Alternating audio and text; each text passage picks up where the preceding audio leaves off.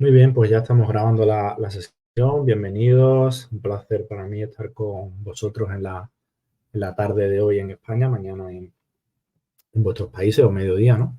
Impartiendo esta nueva sesión del curso internacional en cultura de la investigación. Básicamente, este curso, bueno, pues introductorio, ¿no? Para aspectos de investigación y sobre todo, pues intentando que alcancéis las capacidades, ¿no? Para, bueno, pues para poder desarrollar artículos científicos, publicar en revistas e incorporaros plenamente, ¿no? A lo que es la rueda de la investigación científica.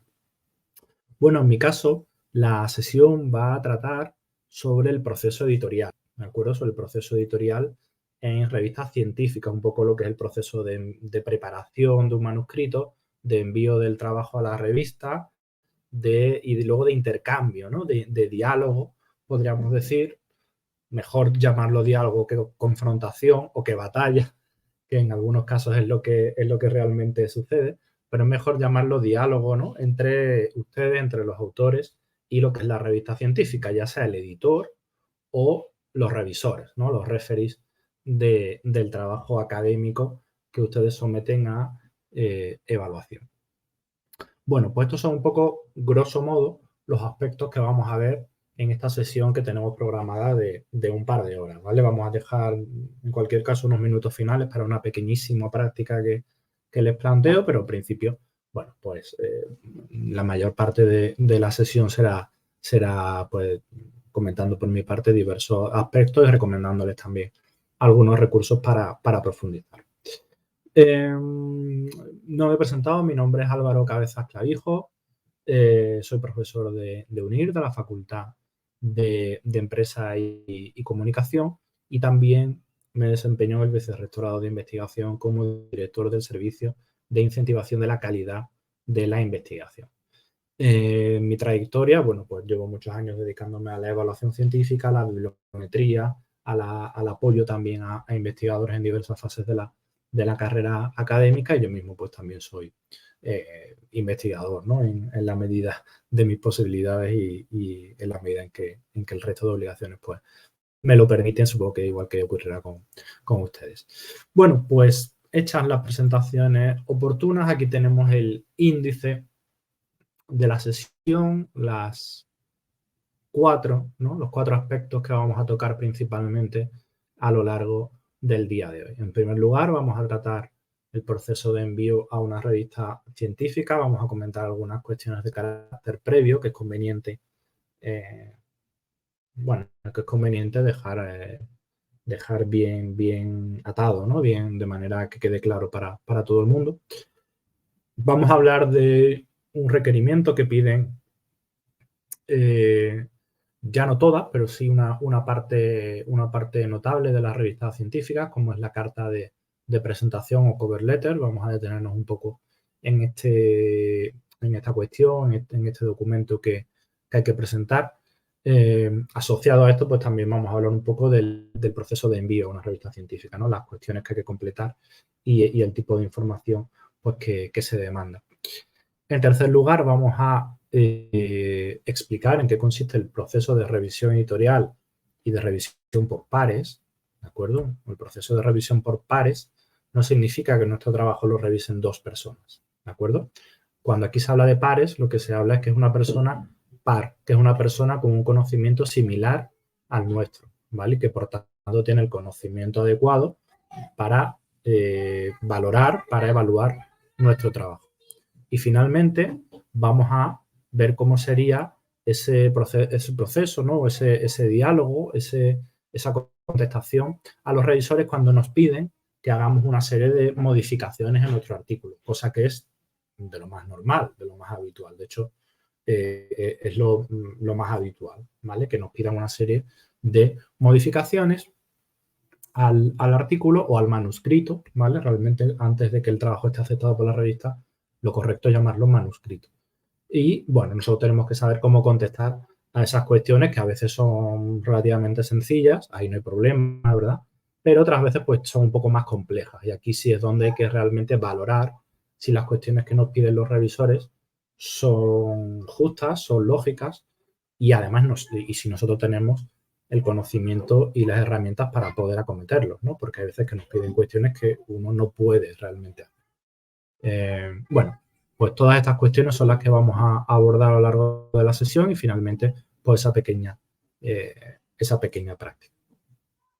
Bueno, buen día a todos los que os estáis conectando ahora. Estamos grabando la sesión, ¿vale? Para que no perdáis ni un detalle. Y también el módulo de archivos, perdona que no lo he comentado, os he dejado la presentación, ¿de acuerdo? CIS y proceso editorial. Aquí tenéis la presentación también para bueno, que lo tengáis disponible y podéis recuperarla cuando queráis. El objetivo general de esta sesión, bueno, pues muy global, ¿no? Señalar los aspectos principales relativos al procedimiento, al proceso de publicación de un trabajo en una revista científica. Y como objetivos específicos, bueno, pues ver qué cuestiones principales hay que concretar con carácter previo al envío del manuscrito a la revista. Vamos a señalar aspectos relativos a la autoría del trabajo, a la afiliación de los autores y otras secciones que deben registrarse adecuadamente en el manuscrito y en los sistemas de gestión editorial, ¿no? Que tienen la mayor parte de editoriales, la mayoría en entornos nacionales, en Colombia, en España, en Perú, en México, en Chile, usarán OJS seguramente, que es el software más usado por parte de las revistas, digamos, que no pertenecen a los grandes grupos editoriales, pero luego también hay plataformas como ScholarOne o como las plataformas propias del grupo Elsevier, ¿verdad? Pero en general son todas muy similares. Son todas muy similares. Sí, OJS, Rodrigo, precisamente es que he estado revisando estos días varias revistas de Brasil, de México, de Chile, de España, etcétera, y casi todas, por no decir el 100%, usaban OJS, ¿vale? Que es un software muy usado. Como digo, estas cuestiones, vamos a ver los apartados con los que debe contar la carta de presentación a la revista, la cover letter, ¿vale? También esto podéis encontrar bastantes modelos en la web, de cómo redactar una cover letter, qué aspectos hay que tratar. Realmente es algo que está ya un poquito en desuso, ¿vale? Pero bueno, sigue habiendo revistas que la demandan. Nosotros hemos enviado hace poco un artículo a una revista y hubo que enviar una cover letter, ¿de acuerdo? Entonces, bueno, es importante que esa carta cuente con una serie de datos y una serie de informaciones para... no es que vaya a incrementar que se acepte en el trabajo, pero al menos no perjudicarlo, ¿vale? Al menos no perjudicarlo. Luego lo comentaré con un poco de detalle. Vamos a explicar el proceso editorial en una revista científica, la revisión editorial, luego la evaluación o la revisión por pares y luego lo que es ya el proceso de publicación. Y finalmente, pues cómo debemos acometer esa respuesta a los revisores científicos. Bueno, entramos en materia. Aspectos antes de enviar un artículo, ¿no? Incluso yo diría que antes de empezar, ¿de acuerdo? Antes de empezar un proyecto, de un nuevo artículo, de una nueva investigación, debemos tener claro una serie de cuestiones. En primer lugar, ¿quiénes van a ser los autores del trabajo? ¿Quiénes van a realizar la investigación? ¿De acuerdo? ¿Quiénes van a colaborar como autores principales del trabajo? Y quiénes son colaboradores que van a realizar algún tipo de tarea, pero el hecho de realizar alguna tarea concreta no implica que deban ser autores del manuscrito, ¿vale? Entonces, aquí tenéis una serie de criterios para ser considerado autor de un manuscrito, ¿de acuerdo? De un artículo científico, según detalla el Comité Internacional de Editores de Revistas Médicas y que se ha convertido un poco en el estándar, ¿de acuerdo? Estas 4 cuestiones que veis aquí reflejadas en esta presentación son un poco el estándar, ¿de acuerdo? De lo que se demanda y lo que se considera los requisitos que hay que cumplir para ser considerado autor de un artículo científico. En primer lugar, se debe realizar una contribución sustancial a la concepción o diseño del trabajo o bien a la adquisición, análisis o interpretación de los datos.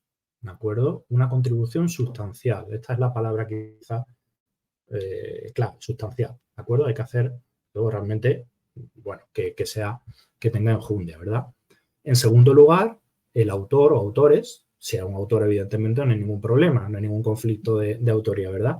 Pero ya a partir de 2 autores sí que se deben dar también esta serie de circunstancias. Se debe o bien haber redactado el manuscrito o bien haber realizado una revisión crítica del artículo. Se entiende que si hay 5 autores, los 5 autores no van a redactar el trabajo, ¿de acuerdo? Lo normal siempre es que haya un autor principal que se encargue de la redacción del artículo, ¿de acuerdo? Pero los otros autores no pueden simplemente limitarse a realizar una contribución técnica, no sé, análisis de datos, análisis estadístico,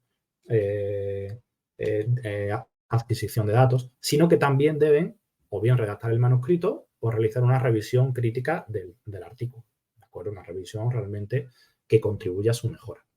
En tercer lugar, deben dar el OK, deben dar la aprobación a la versión definitiva del manuscrito, ¿vale? ¿Por qué? ¿Por qué deben dar esta aprobación? Porque finalmente también todos los autores deben ser responsables de todos los aspectos contenidos en el artículo. Es decir, no puede ser que si alguien ha hecho el marco teórico, diga, oiga, yo me responsabilizo del marco teórico del artículo, pero no me responsabilizo luego del trabajo empírico. No, no, no, no. Todos los autores del trabajo se tienen que responsabilizar de todo tipo de análisis que se realicen, ¿de acuerdo? Por tanto, eso es importante porque igualmente no puede ser que un autor se desvincule de las partes que no ha hecho él directamente, ¿vale? Tiene que tomar responsabilidad de todas esas partes y tiene que saber también explicar realmente todo lo que se ha hecho en un trabajo científico, ¿de acuerdo? Bueno, por tanto, responsabilidad, declaración de responsabilidad, declaración también de integridad, ¿de acuerdo? De que todas las partes del trabajo están adecuadamente investigadas y resueltas, ¿eh? Y que no hay ningún tipo de fraude, plagio, mala praxis, en fin, todas estas cuestiones que de vez en cuando también salen a la luz cuando hay algún fraude o algún caso sonado. No sé si habéis escuchado, estáis un poco al tanto de todo el tema de ChatGPT, ¿no? Que está generando también un impacto muy importante en el mundo académico y cuando salió en el mes de final de noviembre, diciembre de 2022, pues enseguida hubo algunas revistas que publicaron algún trabajo o alguna editorial que estaba firmada por ChatGPT, ¿vale? Por un autor y por ChatGPT, un autor real. Y claro, ahí se levantó también un poco la polémica en la comunidad científica sobre si ChatGPT podía ser autor de un trabajo, ¿no?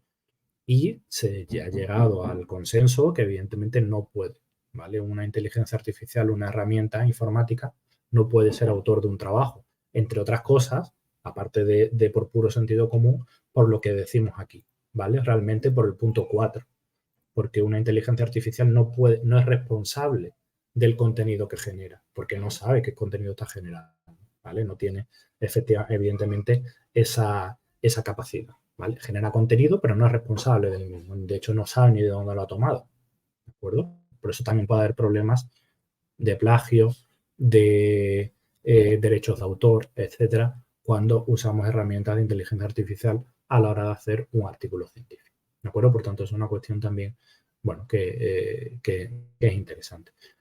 Y abajo tenemos otra cuestión, claro, ¿qué ocurre con personas que han contribuido de alguna manera a un trabajo, ¿no? Que han aportado su granito de arena, pero que realmente ni han redactado o revisado el manuscrito, ni lo han aprobado, ni asumen responsabilidad? Por ejemplo, un becario que podemos tener que ayuda con la recopilación de datos, ¿vale? Pero esa persona hace la recopilación de datos o procesamiento de datos, pero luego a lo mejor no participa, ¿no? En la investigación o no sabe exactamente de qué va ese trabajo. Simplemente se dedica a realizar una tarea mecánica, ¿no? Porque tiene un superior que le dice haz esta tarea o haz la otra, pero realmente no puede asumir la autoridad del trabajo, ¿vale? Porque no cumple estas condiciones que reseñamos aquí.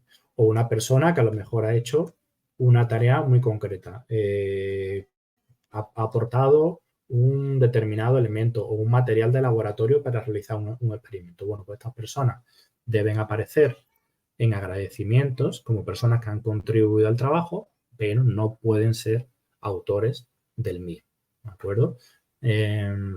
Por tanto, yo sé que esto a veces es complicado, sobre todo cuando hay superiores y hay unas jerarquías, ¿vale? Pero lo ideal siempre, antes de empezar a emprender una investigación, es que quede claro quiénes son los responsables de la misma y quiénes van a ser las personas que participen en calidad de autores por una parte y en calidad de colaboradores por otra parte, ¿de acuerdo? Para que no haya ningún tipo de malentendidos y no haya gente que a última hora, en el último minuto, cuando está ya todo hecho y perfecto, se quiera subir al carro de la autoría, ¿no? Porque a todos nos gusta ser autores de un trabajo, pero claro, eso hay que trabajárselo y hay que ganárselo, ¿no? También con el sudor de la frente. Otro aspecto interesante es no solo saber quiénes van a ser los autores, sino también en qué orden van a aparecer los autores, ¿vale? No es lo mismo, depende de las autoridades de evaluación, depende de las autoridades científicas de cada país y del campo de conocimiento, pues en unas áreas científicas el orden de autoría importa mucho para que ese artículo pueda ser válido a efectos de promoción o de carrera profesional, ¿vale? Por ejemplo, en España, que es donde yo conozco bien la normativa, pues en áreas concretas, como por ejemplo en biomedicina o en ciencias de la salud, donde suele haber trabajos con muchos autores, ¿no? Hay una coautoría alta, pues se demanda que haya un número mínimo de trabajos donde el solicitante debe ser primer autor o último autor del trabajo. ¿Por qué? Porque primer autor, autor de correspondencia o último autor del trabajo. Ahora comento qué es autor de correspondencia. ¿Por qué? Porque se supone que esas son las posiciones que implican un mayor liderazgo en la investigación y por tanto son trabajos donde esa persona pues, ha asumido un papel preponderante, ¿no? Un papel importante. Pensad que hay disciplinas, he hablado de ciencias de la salud, pero podríamos hablar de química, podríamos hablar de física, podríamos hablar de investigación en la frontera del conocimiento tipo bioingeniería, ingeniería de materiales, nanotecnología. Pensad que son áreas, que son disciplinas donde puede haber grupos de trabajo muy, muy grandes, ¿vale? Muy grandes. Ya no pensemos en 10 o 12 autores, pensemos en 100, en 200 o en 300 autores, ¿vale?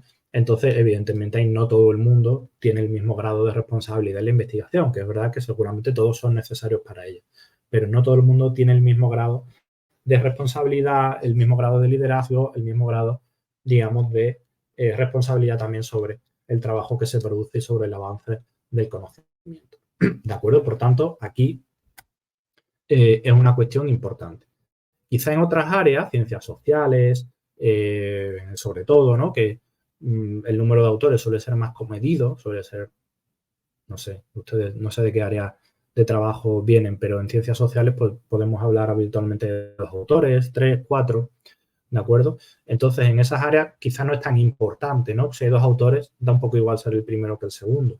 Si hay 3, igual. Ya si se aumenta el número de autores a partir de 4 o 5, es verdad que ahí sí que puede haber ya cierta discrepancia. Entonces, yo también recomiendo que aquí se acuerde de antemano, ¿vale?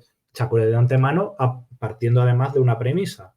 El autor que cargue con más responsabilidad en el trabajo, ¿no? Que asuma un mayor grado de responsabilidad y que trabaje más, debe ser el primer autor, ¿vale? Vamos a partir de esa premisa, que la posición más importante en la cadena de autoría es la primera, ¿vale? El primer autor es el más importante. Parece además de sentido común, ¿verdad?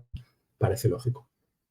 Pero luego, ¿cuál sería el segundo autor más importante? Pues fijaos, aquí hay varios modelos, ¿vale? Aquí hay varios modelos. En salud, como digo aquí, el modelo más habitual es este que pone aquí FLY. Es decir, énfasis en el primer y en el último autor, ¿vale?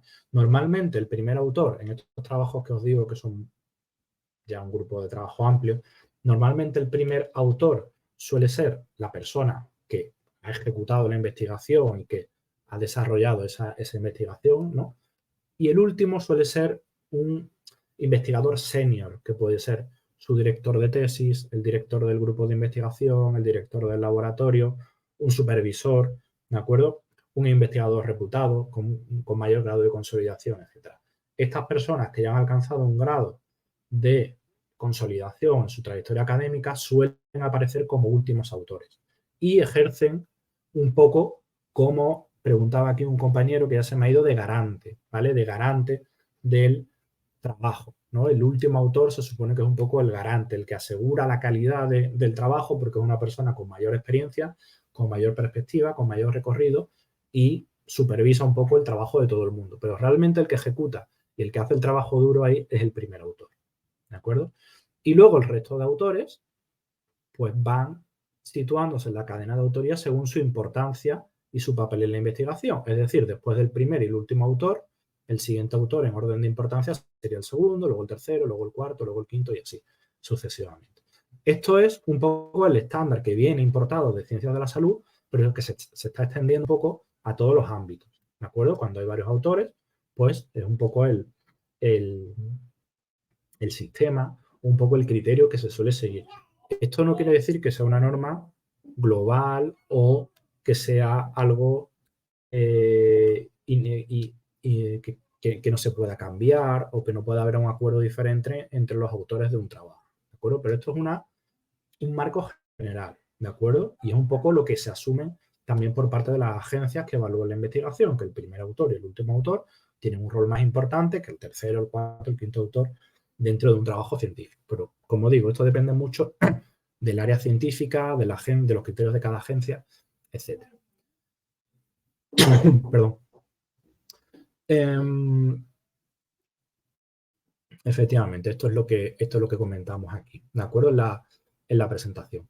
Es muy importante también ver un poco cuáles son los parámetros habituales en vuestra área de conocimiento, ¿vale? Por ejemplo, en ciencias de la educación, que había una compañera aquí de ciencias de la educación, un artículo con 7 autores, en principio lo veríamos muy excesivo, ¿de acuerdo? ¿Por qué? Porque los patrones de coautoría en ese área, en ciencias sociales, pues serían 3, 4 autores, ¿de acuerdo?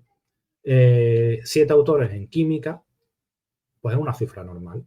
Seguramente ningún evaluador, ninguna agencia va a tener ningún problema con ese artículo, porque es habitual ese nivel de autores, al menos en algunas partes de la química, en otras disciplinas, pues quizás un número un poco elevado.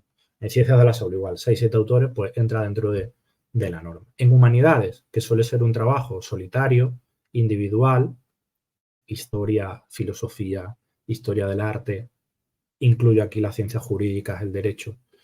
En estos ámbitos, lo habitual es que haya un único autor o a lo sumo 2 autores. Cuando hay un número ya más elevado, pues efectivamente los evaluadores, los revisores pueden sospechar que no todo el mundo ha contribuido de manera significativa al trabajo. ¿De acuerdo?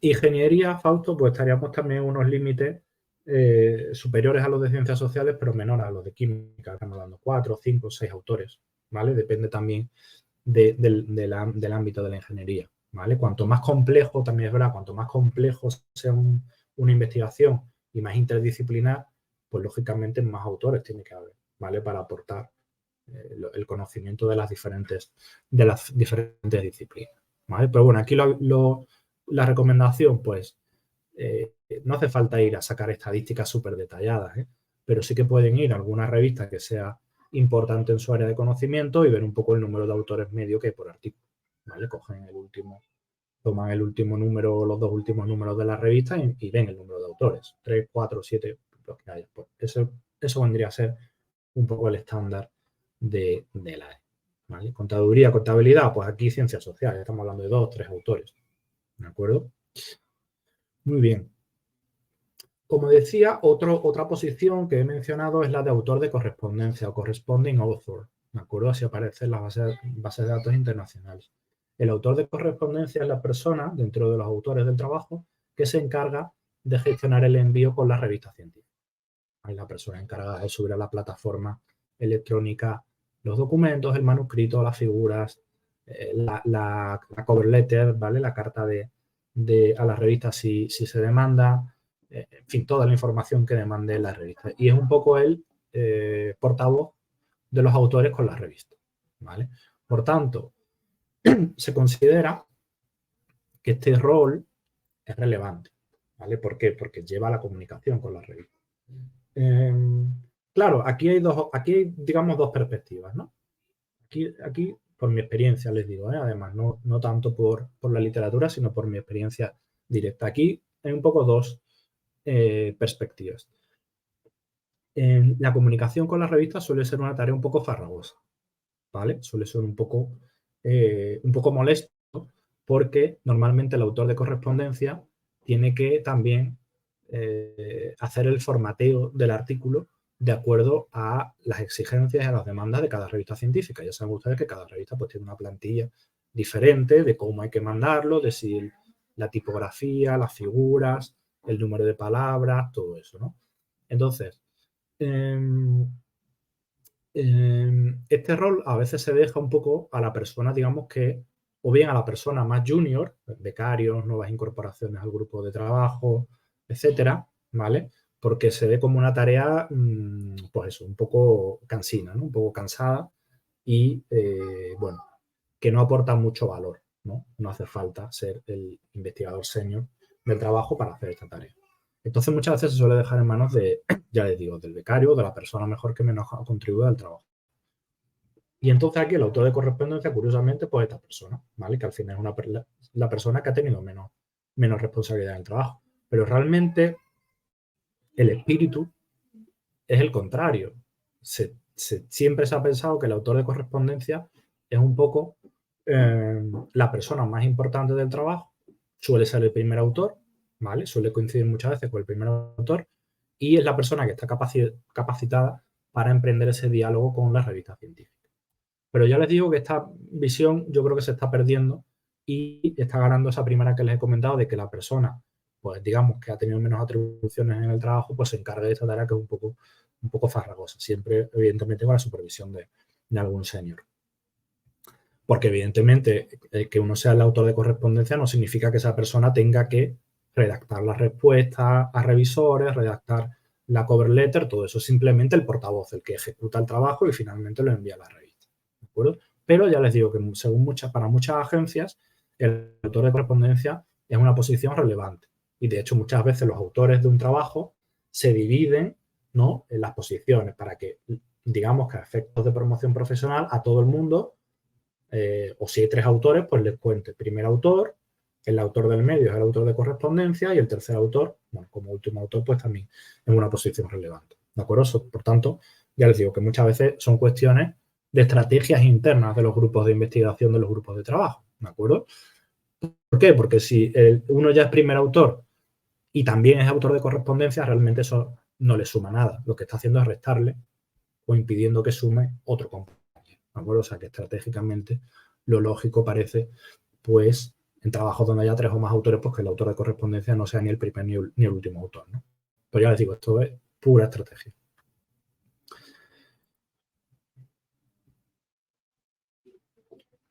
Más cuestiones que sobre autoría que yo creo que es conveniente comentar, sobre todo si ustedes trabajan en algún área de estas macro, ¿no? Donde hay estudios multicéntricos, colaboraciones multinacionales, muchísimos autores, etc.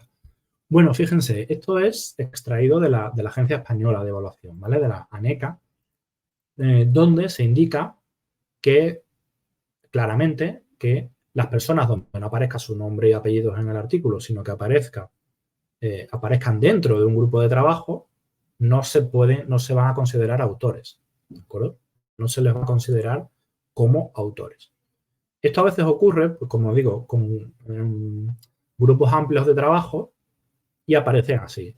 Fíjense que aquí aparecen varios autores con su nombre y apellido, ¿no? Belén Gutiérrez, María Dolores del Toro, Alberto Gorovia, etcétera. Y al final aparece grupo Reipstein COVID-19 y grupo COVID-ULP. Claro, aquí no aparecen los nombres de los integrantes de ese grupo de trabajo, que serían estos. Pues todas estas personas que aparecen aquí no serían considerados como autores, sino como personas que, miembros de un grupo de trabajo, de un grupo colaborativo, de un consorcio, pero no pueden decir que el artículo es suyo, ¿vale? Al menos según, ya digo, los estándares que pone en España la Agencia de Evaluación de la Calidad. Quizá en otro país se haga de manera diferente, ¿eh? No lo sé. Pero aquí así es como se contabiliza. Por tanto, tenerlo en cuenta. Si estáis en una situación como esta, de un grupo de trabajo, pero habéis realizado una contribución sustancial al artículo, que aparezca vuestro nombre perfectamente como autores de un trabajo, ¿vale? No dejéis que os incluyan solo como miembros del equipo de trabajo, porque si no, eso no os va a contar muy probablemente en vuestra carrera académica.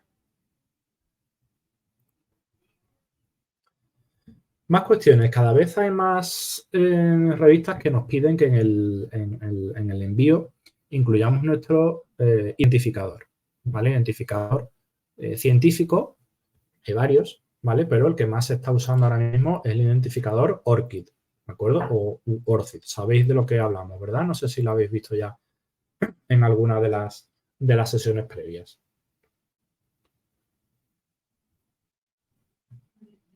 De acuerdo. Perfecto, perfecto.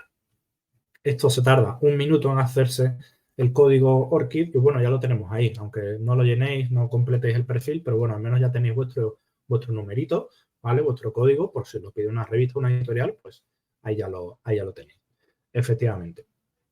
Hay otros códigos, el código de Researcher ID, el código de Scopus, el código de DianNet, el código de Google Scholar, ¿de acuerdo? Pero bueno, eso ya depende de cada revista, pues os pedirán más o menos, pero el estándar está siendo ORCID, ¿vale? Estos códigos son importantes principalmente porque permite identificarnos unívocamente en bases de datos. Pensad en una persona con un nombre común. Por ejemplo, en España el nombre más común es Manuel García o Manuel López o Ana González, ¿vale? Son apellidos comunes, ¿vale? En España, González, López, Hernández, García, ¿eh?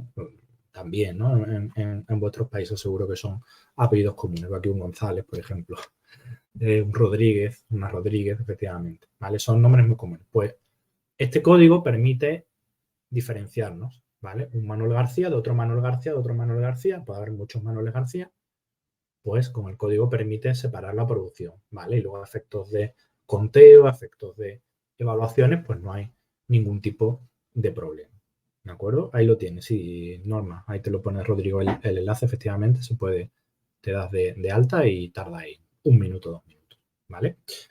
Muy bien. Bueno, el código ORCID, ya os digo que cada vez se está convirtiendo en un estándar. Otra cuestión, además del código, es importante, perdona que me lo he saltado el paso 1, que es que uséis siempre la misma firma a lo largo de vuestra carrera, ¿vale? De vuestra carrera académica, firmad siempre de la misma manera. Por ejemplo, ¿qué significa esto? Significa que si tenéis dos apellidos, ¿no? Todos los nombres hispanoamericanos, hispanos, todas las personas tenemos 2 apellidos. Lo normal que es, para evitar problemas en las bases de datos, lo normal es que lo unamos con un guioncito, ¿vale? Por ejemplo, en mi caso, aquí tenéis cabezas clavijo y yo lo uno siempre con un guión, porque si no, las bases de datos toman que mi nombre es compuesto Álvaro Cabezas y mi primer apellido es Clavijo, ¿de acuerdo? Si yo pongo el guión, evito este problema en la base de datos. Imagínense, además, cuando un apellido es compuesto, ¿vale? Cuando un apellido es compuesto, las posibilidades de error se multiplican. Por ejemplo, veo aquí, ahí se me ha ido. He visto por aquí una persona que era de La Puente o algo así, ¿vale? Un apellido compuesto. Claro, eso implica del río, de la fuente, del no sé qué, todo eso implica que haya aún más posibilidades de variación o en el nombre, ¿vale? Por ejemplo, aquí Elizabeth del Socorro, ¿vale? Pues Elizabeth del Socorro. Tienes que pensar si vas a firmar como Elizabeth del Socorro, como Elizabeth Socorro, como Socorro, ¿vale? Pero lo que elijas siempre igual, ¿vale? Que sea siempre igual para que luego no haya problemas de recuperación de esa información en las bases de datos. ¿De acuerdo? Montes de Oca, efectivamente, este sería otro ejemplo, ¿vale? ¿Cómo evitas problemas? Pues uniendo todas las partes de tu apellido con guión, ¿vale? Así la base de datos lo recupera, ¿vale? Entiendo que eso es un único bloque de texto, que es el apellido, ¿de acuerdo? Montes de Oca, Cárdenas. Pues tienes que pensar también, la recomendación siempre es que uséis vuestros 2 apellidos, ¿vale? Porque eso os distingue mejor de otros autores. Si vuestro primer apellido es muy, muy, muy particular, muy singular, muy raro, digamos, pues sí que podéis firmar con un único apellido, ¿vale? Porque seguramente no va a haber problemas luego a la hora de la recuperación. Pero si vuestro apellido es normal, ¿vale? Pues mi recomendación siempre es que firméis con vuestros 2 apellidos, unidos por guión. Así es muchísimo más fácil para la recuperación. Efectivamente, como estáis poniendo todos en el chat, con vuestros 2 apellidos unidos por guión. ¿De acuerdo? O sea, es una cuestión de efectos prácticos, ¿vale? Tampoco es una cuestión súper importante porque se puede recuperar de otras maneras, pero bueno, sobre todo puede ser consistente a lo largo del tiempo, ¿vale? Y sobre todo, os digo, los nombres, las personas que tengáis nombres compuestos, pues intentad siempre usar la misma fórmula, ¿vale? Edwin Javier, bueno, o Edwin Javier o Javier, ¿vale? El nombre, pero siempre igual, ¿de acuerdo? Bueno, tema autoría, tema firma, tema identificador. Otra cuestión, y aquí nosotros, por ejemplo, en UNIR tenemos muchísimos problemas al ser una universidad online. Tenemos muchísimos problemas con esta cuestión. Usad siempre de manera consistente a lo largo del tiempo la afiliación institucional según las directrices que marque vuestra universidad o vuestro centro, ¿de acuerdo? Es verdad que hay veces que el centro no emite ninguna directriz o no sabéis cómo hacerlo. Bueno, lo normal es que cuando consignáis la afiliación en una revista científica es que incluyáis el nombre de la universidad, ¿de acuerdo? El nombre del departamento. En España las universidades se dividen en departamentos. Universidad, departamento y finalmente la ciudad y el país, ¿vale? Universidad, departamento, por ejemplo, Universidad Técnica de Manabí, Departamento de Contabilidad, Portoviejo, Ecuador, ¿no? Esos serían los cuatro elementos. Y podéis pensar, bueno, y se lo mando a una revista inglesa, americana, anglosajona, ¿tengo que traducir el nombre de la universidad? Pues no se recomienda. El nombre de la universidad, el nombre de la institución, no se debe traducir, ¿vale? No se debe traducir.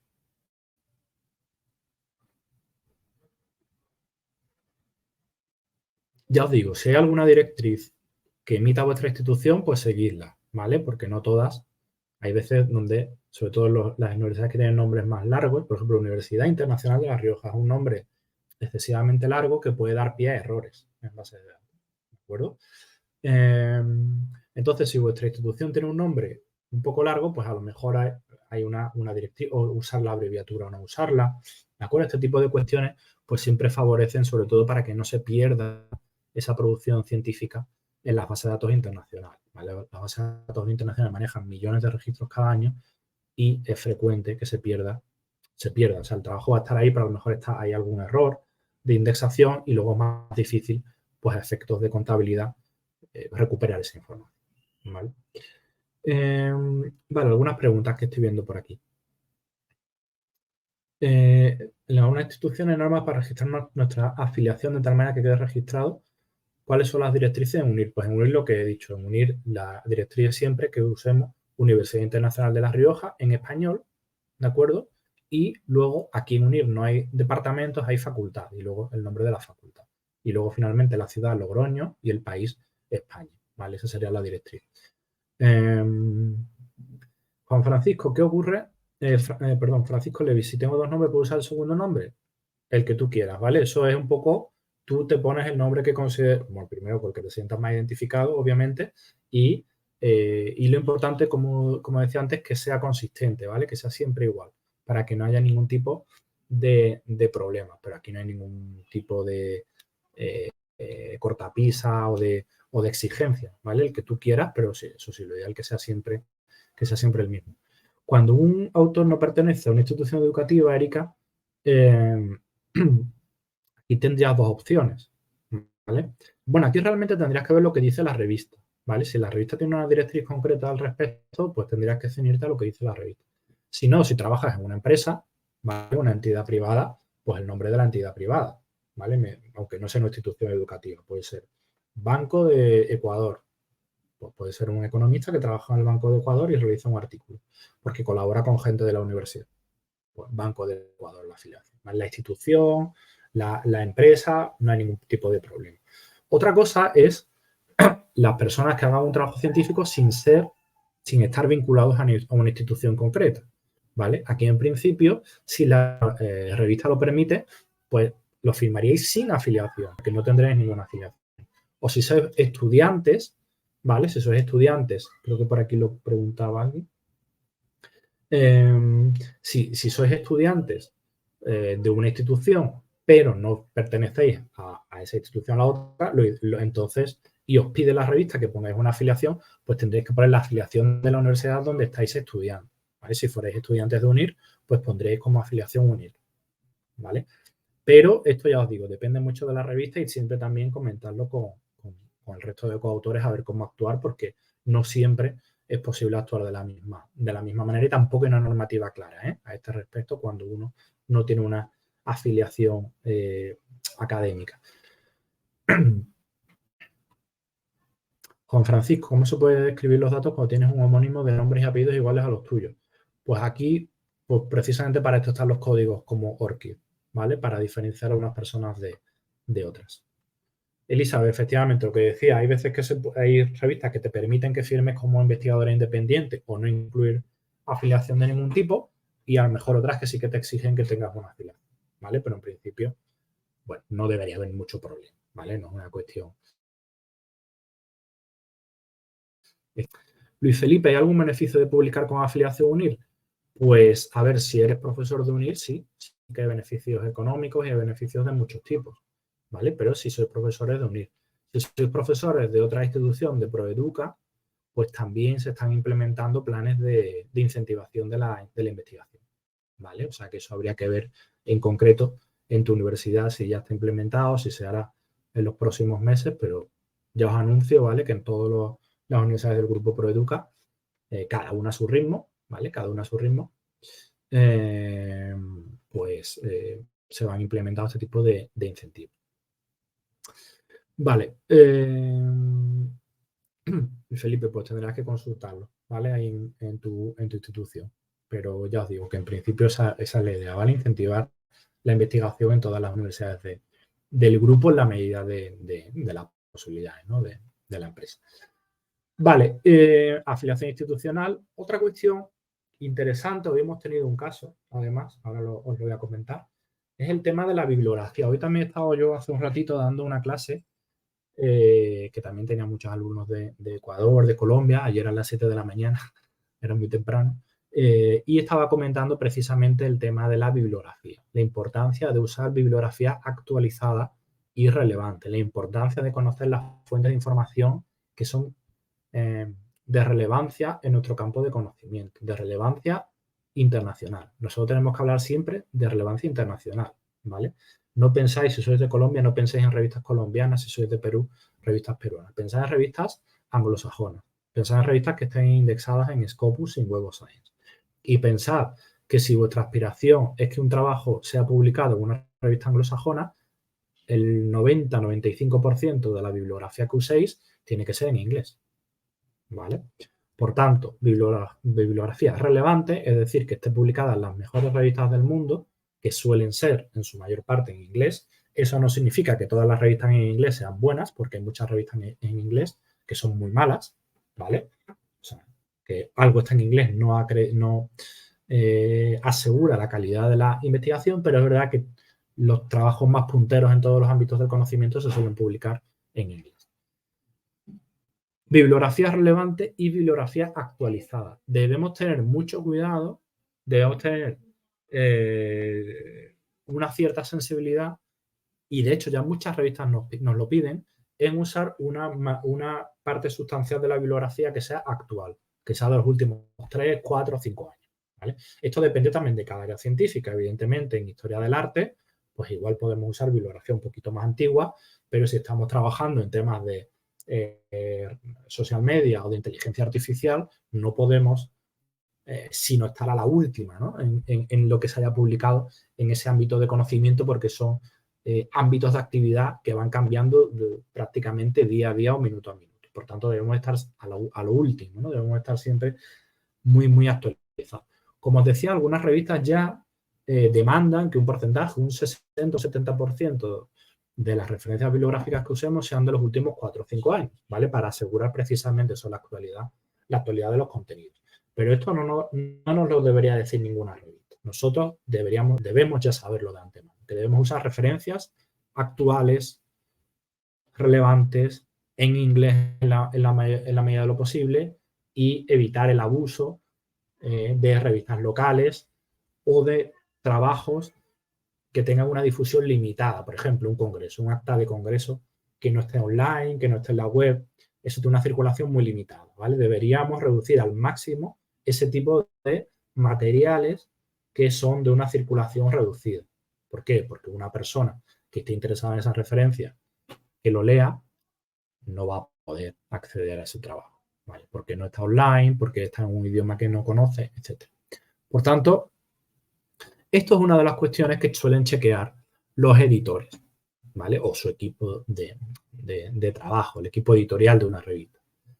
Un chequeo rápido de diversas cuestiones que vamos a ver ahora, y una de ellas es precisamente que se usan referencias bibliográficas que son relevantes, que son actuales, etc. Luego, evidentemente, en esto profundizará más si el trabajo pasa a la revisión editorial y pasa a la fase de evaluación por pares. Esos evaluadores también van a ir con más detalle y nos van a decir, aquí le falta una cita, este autor es relevante, pues tal, ¿de acuerdo? Pero ya en la parte editorial ya van a hacer una pequeña comprobación, una pequeña verificación de datos, muy probablemente, al menos en las revistas que son de calidad, para determinar que efectivamente las referencias bibliográficas pues, son de cierto nivel. Más cuestiones formales, ¿vale? Más cuestiones formales que debemos tener en cuenta. Fijaos que yo hablo siempre antes de enviar el trabajo, ¿eh? Estamos todavía en una fase de ya tengo el artículo, o tengo el artículo en elaboración y ya un poco darle el acabado, ¿no? El acabado final para enviarlo a una determinada revista. Ya sabemos que lo queremos enviar, no sé, en mi ámbito de conocimiento, que es la documentación.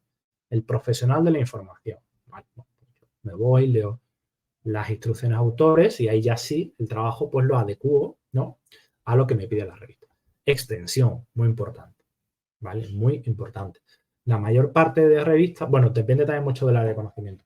En ciencias sociales, en mi área, pues lo normal es que las revistas pidan manuscritos entre 6.000, o comunicación también, 6.000, 7.000, 8.000 palabras, ¿vale? Se viene a ser un poco el estándar. No podemos mandar, pues, un artículo de 12.000 palabras, ¿vale? Si en vez de 8.000 tiene 8.114, no va a haber problema.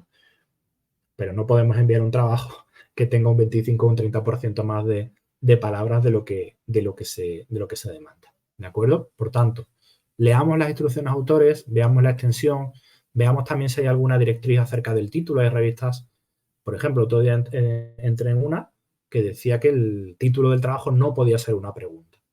Vale, eso a veces se hace, ¿no? Una pregunta en forma de pregunta porque es como para llamar la atención del lector. Bueno, pues esa revista decía que no se podía titular de esa manera, ¿de acuerdo? Y que el título tampoco podía tener más de un determinado número de palabras. Bueno, por eso os digo, lee las instrucciones de autores porque algunas revistas son muy meticulosas, ¿no? Muy puntillosas con el tipo de información que demandan en cada apartado. Palabras clave. Bueno, por cierto, el título es un aspecto muy importante que puede favorecer la aceptación del trabajo, ¿de acuerdo? Entonces, además de leer lo que digan las instrucciones de autores, debéis intentar poner buenos títulos, que sean llamativos, primero, que sean informativos, o sea, que realmente un lector lea el título y ya sepa lo que se va a encontrar en el trabajo, ¿vale? No me gustan nada los títulos que son juegos de palabras, pero que no sabes realmente de qué va el artículo, ¿vale? Porque eso también luego va a impedir que ese trabajo sea fácilmente recuperable a través de bases de datos, de Google Scholar, etc. O sea, está bien hacer un título llamativo, eso es ideal, pero también que sea informativo, ¿vale? Que sea informativo y no lleve equívoco. Eso es importante, saber titular las palabras clave. Bueno, eso también cada revista nos dice si 5, 6, 7 palabras clave y nos da una serie de directrices. Las secciones del artículo, hay revistas también que nos dicen cómo debemos llamar cada sección. Por ejemplo, hay revistas que dicen, no le puede llamar usted sección bibliografía, le tiene que llamar sección referencias bibliográficas. Oiga, en mi revista tiene que haber una sección de discusión y finalmente otra de conclusión. Y hay otras que a lo mejor pues más libre. ¿De acuerdo? Entonces eso, miradlo bien, normalmente no suele haber problemas, es simplemente que debemos adaptar nuestro manuscrito a lo que nos indica la revista. Y luego finalmente, si lo mandamos a una revista anglosajona, pues debemos también verificar la calidad del inglés, ¿vale? Ahí. Depende de si tenemos presupuesto o no, pues lo debemos mandar a un traductor externo o a una agencia de traducción, o lo que ahora es más frecuente, lo que se está haciendo mucho, al menos en mi entorno cercano, por lo que he podido sondear, es que se hace una primera traducción al inglés, normalmente con herramientas, con traductores automáticos, ¿vale? Y luego esa traducción pues se envía a un traductor para que lo revise, ¿vale? Suele ser más barata esa revisión que el traductor tenga que traducir el artículo desde cero, ¿de acuerdo? Ahora también hay está saliendo mucho software basado en inteligencia artificial que nos permite hacer esto, ¿no? De traducirnos automáticamente nuestro trabajo del español o de otro idioma al inglés, ¿no? Y ya usa un lenguaje académico, es decir, no es una traducción no es una traducción literal, sino que es una traducción ya adaptada al lenguaje académico. Esto es muy interesante, porque sabéis que el lenguaje académico en inglés está muy estructurado, ¿no? Hay unas fórmulas como que se repiten siempre, una fórmula, una estructura pues un poco estándar, y cuanto más nos ciñamos a esas fórmulas estándar y mejor sea la calidad, aparte de la calidad del trabajo, la calidad del inglés, pues mayor posibilidad de que nos acepten el trabajo. Si mandamos un manuscrito en inglés con una traducción de aquella manera, una traducción pues, de poco nivel, pues la revista evidentemente nos va a decir, oiga, este trabajo no tiene calidad para ser publicado, hago una revisión lingüística, tradúzcalo bien al inglés y ya se lo evaluaré. Por tanto, esto es una cuestión que nosotros como personas que nuestra lengua materna es el español, pues lo tenemos un poco más complicado que un anglosajón, ¿no? Que no necesita estas cuestiones. Pero ya os digo que es una cuestión también importante y que debemos profundizar. Voy a ver que aquí en el chat hay algunas cuestiones que se me han escapado.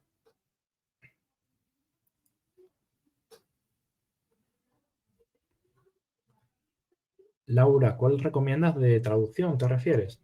Pues yo directamente lo estoy traduciendo con ChatGPT. Copio párrafos en español, me lo traduce al inglés y si no me gusta mucho, pues digo que me lo traduzca otra vez, ¿vale? O cambio alguna frase, pero me gusta, la verdad, en general, cómo traduce, ¿vale? Y luego hay otro programa que no he usado todavía a fondo, que es PaperPal. No, ChatGPT gratuito. Sí, sí, sí, sí. ¿Vale? O le dices que te parafrasee, que te cambie. Es que no solo te traduce, sino que te dice, dime este párrafo, pero con otras palabras, ¿no? Entonces, eso es fantástico. Sí, sí, sí. PaperPal, lo escribo por aquí también. ¿Vale? PaperPal, pero hay muchos que van saliendo prácticamente día sí, día no, ¿eh? Entonces, no, hay muchísimos. Sí, sí, sí. Entonces, bueno, os recomiendo bueno, que le echéis un vistazo. Otra cuestión que muchas revistas nos piden que detallemos son los conflictos de interés. Normalmente en ciencias sociales, humanidades, pues no vamos a tener conflictos de interés, pero en otras áreas, como por ejemplo las ciencias de la salud, pues sí que puede haber algún conflicto de interés, sobre todo en temas de ensayos clínicos, nuevos medicamentos, etc. ¿Vale? Y evidentemente, pues si nosotros hay una farmacéutica que nos está pagando para hacer un ensayo clínico, eso debe desglosarse, debe acreditarse. ¿Vale? Hay que ser transparente, hay que ser lo más transparente posible, ¿vale? Porque eso es señal de rigor, ¿vale? Y transmitimos confianza al editor también. Yo creo que eso siempre es positivo. Cuando haya la mínima colisión o la mínima oportunidad de que el editor pueda pensar que hay algún tipo de conflicto o que nosotros pensemos que puede haber un conflicto, debemos detallarlo, ¿de acuerdo? Aprobación del comité de ética cuando trabajemos con animales, con humanos, con pacientes, con menores de edad, ¿vale? Pues normalmente se requiere la aprobación del comité de ética de nuestra institución, comité de bioética, comité de integridad científica, en fin, cada institución tiene un nombre, ¿vale? Por tanto, bueno, pues son cuestiones evidentes, ¿no? que hay que hacer. Los agradecimientos, ya lo comentamos antes, reconocer aquí a los colaboradores de una investigación, pero también podemos establecer otra serie de agradecimientos, por ejemplo, al traductor, ¿vale? Si alguien ha hecho la traducción, pues también lo podemos agradecer en esta sección. Y normalmente en la misma sección también se desglosan la financiación que se ha obtenido para esa investigación. Es decir, si este trabajo se deriva de un proyecto de investigación que nos ha concedido el Ministerio de Ciencia de nuestro país, pues eso debemos reseñarlo aquí. O si se deriva de una bolsa para una estancia en el extranjero, pues también lo reseñamos aquí. O si es una beca, ¿vale? Si es una beca de investigación que nos ha concedido también un organismo, pues también aquí hay que reseñarlo, ¿vale? Es importante también porque igual revela transparencia y también, bueno, porque hay que reconocer, ¿no?, las fuentes de financiación. Y finalmente, otra cuestión que se está imponiendo poco a poco, ¿vale? Quizás más nueva, pero yo creo que es imparable y en pocos años lo tendremos en todos los ámbitos de conocimiento, es el tema de los datos abiertos, el open data, ¿no? Open data. O lo que es lo mismo, compartir los datos de investigación que, que han servido de base para nuestra investigación, que han servido de base para obtener los resultados. Si usáis una hoja Excel de toma de datos y de recopilación de datos, pues esa hoja Excel, ¿vale? Estamos hablando. Si estamos hablando de otro tipo de materiales o de otro tipo de datos, pues también incluso el código, cuando hay software, cuando hay código que se programa, etcétera, pues todo eso, ya hay muchas revistas que nos piden que lo desglosemos y que o bien subamos los datos a la propia plataforma de la revista o bien que lo colguemos en un sitio de acceso abierto como por ejemplo Zenodo, como comenta aquí el compañero Rodrigo, ¿vale? Son Zenodo, Dryad, GitHub para temas de software o también de datos, ¿vale? Son muchas las plataformas que hay. Bueno, pues si nos lo piden, pues está bien. ¿Qué precaución debemos tener? Pues tener los datos bien almacenados, bien organizados, bien estructurados, porque esos datos al final van a poder estar al alcance de cualquier persona, ¿vale? Por tanto, pues asegurarnos que esos datos están bien, que sean que si corresponden a personas, que evidentemente sean datos anonimizados, ¿vale? Si son pacientes, pues no podemos tener el nombre del paciente ni su identificador o algún dato que permita identificar, ¿vale? Deben ser datos anónimos. Muy bien, datos abiertos. Como digo, esto es una tendencia además cada vez más frecuente. Aparece en todas estas declaraciones por una evaluación responsable de la investigación, en DORA, en Leiden, en COARA, ¿de acuerdo? En todas estas nuevas tendencias. En la declaración de Claxo-Folek también, ¿vale? Claxo-Folek para Latinoamérica también aparece todo el tema de datos abiertos, de ciencia abierta, todo eso. Por tanto, es muy importante, ¿vale? Es muy importante, cada vez va a ser más importante. Cada vez va a ser más importante, sobre todo en algunas áreas de conocimiento, ¿vale? En otras quizás ciencias sociales, humanidades, todavía ahí no hemos llegado, seguramente porque son disciplinas menos datificadas, ¿vale? Pero en áreas donde sí que hay un manejo potente de datos cada vez se demanda. Psicología, salud, ¿vale? Todo eso, por supuesto, en informática, todo el tema de código, pues cada vez más frecuente. Vale, hasta aquí no está mal, casi una hora para aspectos previos al envío, ¿vale? Aspectos previos al envío. Y ahora pasamos a esta segunda parte que sería lo que nos demandan algunas revistas, que es la carta de presentación o cover letter. En algunas revistas es obligatorio, en otras revistas es opcional y en otras revistas no nos dejan ni siquiera incluirlo, ¿de acuerdo? Pero vamos a ponernos aquí en el supuesto de que sea obligatorio por parte de la revista o de que sea opcional, ¿vale? En esos dos casos yo lo recomiendo siempre. Bueno, si es obligatorio, ¿verdad? No hay mucho que contar. Pero incluso si es opcional, yo creo que es interesante. Es interesante que incluyamos esta carta de presentación y por las cuestiones que comento aquí, ¿vale? Por las cuestiones, sobre todo porque puede generar un efecto positivo en el editor de la revista. ¿Por qué? Porque en una página, ¿vale? Una cover letter, una carta de presentación, es un documento muy breve, de 4 o 5 párrafos, ¿vale? Como digo, 4 o 5 párrafos. Aquí debemos demostrar rápidamente debemos incluir cuál es la relevancia del trabajo. ¿Qué es lo importante? Aquí no hay que profundizar en detalles metodológicos o en cuestiones muy profundas. Simplemente presentar datos, oiga, este es el artículo, estos son los autores, esto es lo nuevo que aportamos, esta es la originalidad del estudio y creemos que la revista, su revista es la adecuada para este trabajo por tal motivo y por tal motivo. Esos son los datos que básicamente, debemos reseñar en una cover letter, ¿de acuerdo? Básicamente es lo que aparece aquí en inglés, un poquito más desarrollado, ¿vale? Pero básicamente eso es lo que hay que incluir. A veces también en esta carta se incluyen sugerencias de posibles revisores para el artículo y también se plantea la exclusión de algunas personas, de algunos revisores potenciales por posible enemistad manifiesta con los autores del trabajo, ¿vale? O por ser rivales científicos, ¿vale? Y por tanto podrían acceder a información privilegiada que finalmente podría perjudicar tus propios intereses, ¿vale? Esto no es habitual, ¿vale? No es habitual que en una primera carta de presentación ya se diga, oiga, este es el artículo, esto es lo importante, y además no quiero que el artículo lo revise fulanito, ni agapito, ni menganito, ¿de acuerdo? Eso no es lo habitual, es raro. Pero en algunas áreas de conocimiento pues puede ocurrir, ¿no? Con áreas muy, muy, muy, muy pequeñas, donde hay muy poquita gente trabajando en eso y puede haber una rivalidad fuerte entre grupos de investigación. Pues ahí seguramente sí podría tener sentido. Oiga, por favor, que este artículo no lo revise tal, porque le estaríamos dando una ventaja competitiva y estamos trabajando pues, en la misma materia.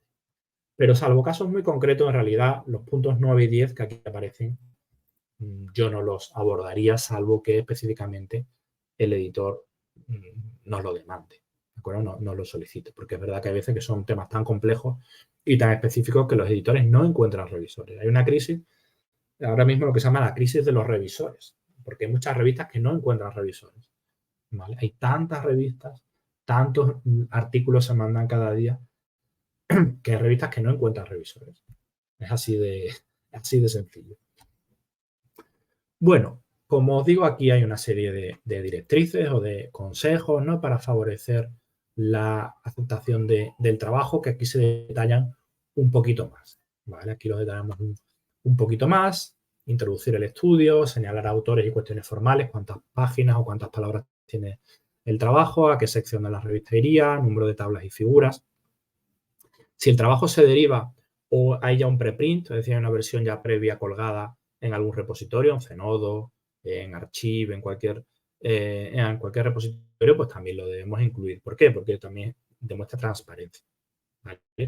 O si se deriva, por ejemplo, de un congreso, ¿vale? Yo he mandado hace poco un artículo en una revista que se deriva, muy modificado, pero proviene de un congreso, ¿vale? Bueno, pues eso lo debo incluir para que el editor lo conozca, sepa esa información, ¿de acuerdo? Porque si no, cuando me busquen en la web a mí, a mis autores, y el título del artículo, pues lo van a encontrar y siempre es conveniente, pues, como digo, ser transparente y ser lo más abierto posible.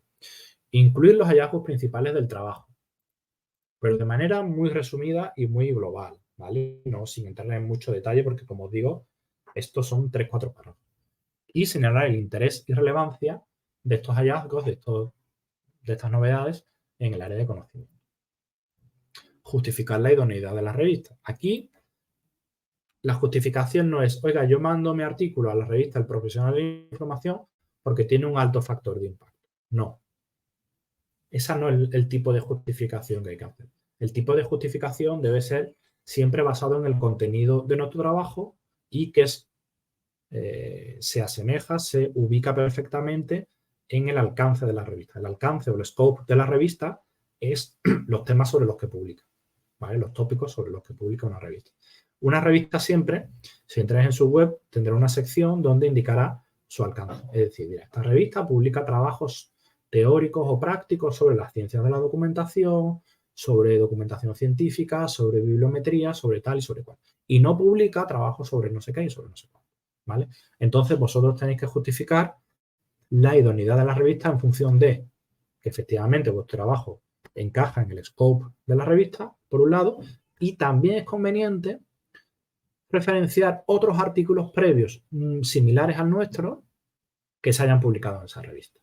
Eso es muy interesante, ¿vale? Porque le estamos diciendo dos cosas al editor. Le estamos diciendo, por un lado, oiga, conozco bien su revista, leo su revista, he citado trabajos de su revista, lo cual a los editores les gusta mucho porque eso incrementa su factor de impacto, ¿de acuerdo? Le estamos diciendo eso por un lado y además le estamos diciendo que nuestro trabajo temáticamente es muy similar a otros que ya ha publicado esa revista, ¿vale? O sea, le estamos dando dos informaciones relevantes. Pero yo creo que lo más importante es la primera, que le decimos, oiga, he leído su revista, la conozco, la uso, la cito, ¿de acuerdo? Y por eso creo que es el sitio ideal para publicar mi trabajo, porque le va a dar un alcance y una repercusión importante. Pero no debemos centrarnos en la parte de impacto, es que usted, su revista es primer cuartil en Scopus, bla, bla, bla, ¿vale? Porque eso no son argumentos científicos, son argumentos de impacto y visibilidad. Y son argumentos, creo, un poco egoístas, ¿de acuerdo? Nos debemos centrar en la parte temática principalmente. Cuando nosotros enviamos un trabajo a una revista, lo idóneo es citar algún trabajo que ya se ha publicado en dicha publicación, ¿vale? Eso es lo ideal. Quizás no es lo más ético desde el punto de vista científico, pero es lo ideal. Pero por lo que he dicho, porque si yo quiero publicar en una revista, lo lógico es que sea porque la temática de mi trabajo se vincula con lo que ha publicado antes esa revista. Y por tanto es lógico que cite algún trabajo de esa revista. No es por agradar al editor, sino porque tiene cierta coherencia y cierta lógica. ¿De acuerdo? Lo que no hay que hacer tampoco es abusar. Es decir, si yo mando una revista, no le puedo meter 7 o 8 citas gratuitas, digamos, a esa revista para incrementar la posibilidad de aceptación, ¿vale? Porque aquí sí que estamos ya un poco manipulando para favorecer la aceptación de la revista. Por tanto, hay que tener ahí un poco de equilibrio, por así decirlo. Isabel, sí, lo que decía, también hay algunas revistas incluso que dicen que los autores propongan a revisores posibles para el manuscrito. Perdona que he pasado un poco de puntillas por... bueno, aquí también aparece. He pasado puntillas por ahí. Proponer revisores para el artículo. Igualmente,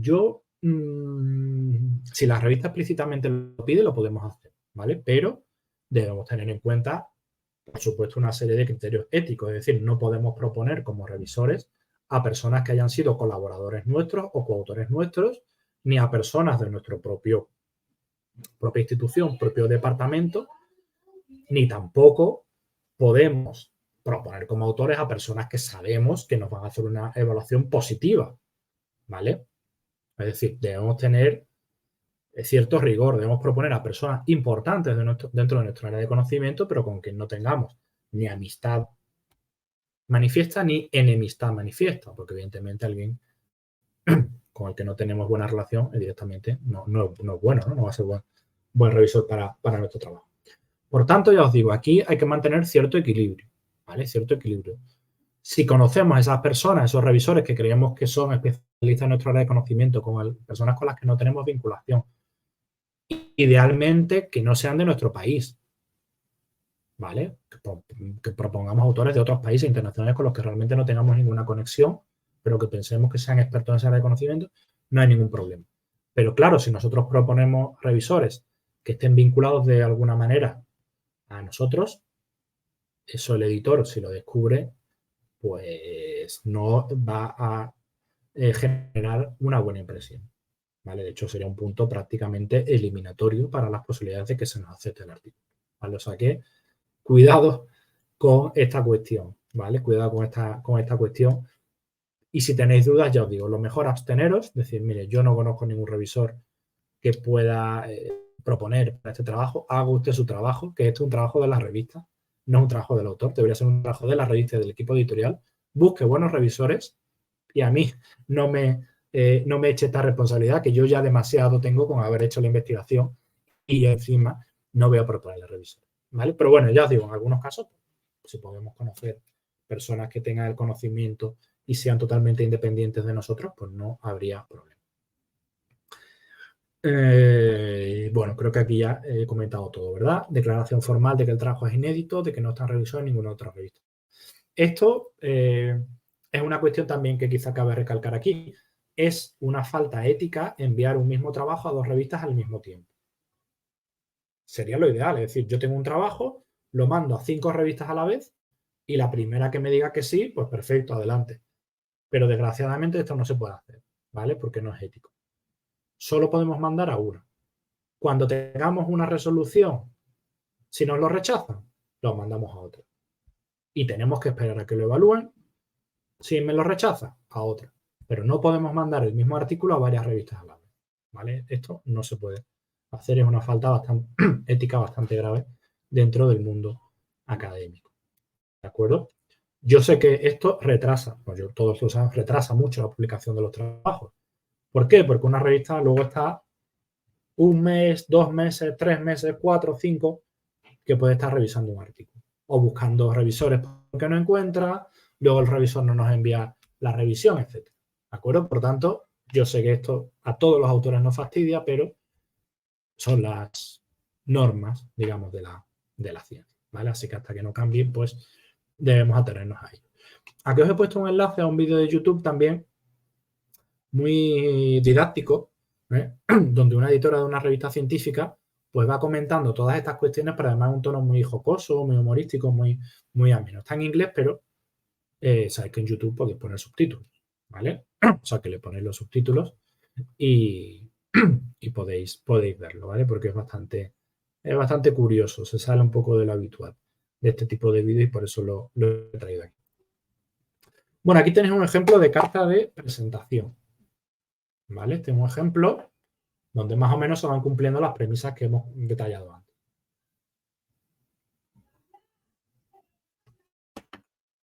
¿De acuerdo? Aquí lo tenéis. Un párrafo, 2 párrafos, prácticamente 2 párrafos grandes, ¿no? Que podrían ser 3, 4 párrafos más pequeños. Y simplemente, pues como veis, se incluye lo que hemos dicho, la importancia del trabajo, porque la revista es adecuada, ¿de acuerdo? La importancia, originalidad, etc. Como veis, bastante breve. Aquí tenéis también, a través de este enlace, algunos materiales adicionales, ¿vale? Que pueden servir también para profundizar en estas cuestiones si estáis interesados. Bueno, las revistas científicas tienen lo que podríamos llamar varios controles de calidad, ¿no? Para asegurar que el manuscrito pues, tiene cierto nivel y es adecuado para ser publicado en esa revista científica. El primer control de calidad es la evaluación editorial por parte del editor o del equipo editorial, ¿de acuerdo? Cuando nos rechazan el manuscrito en esta fase,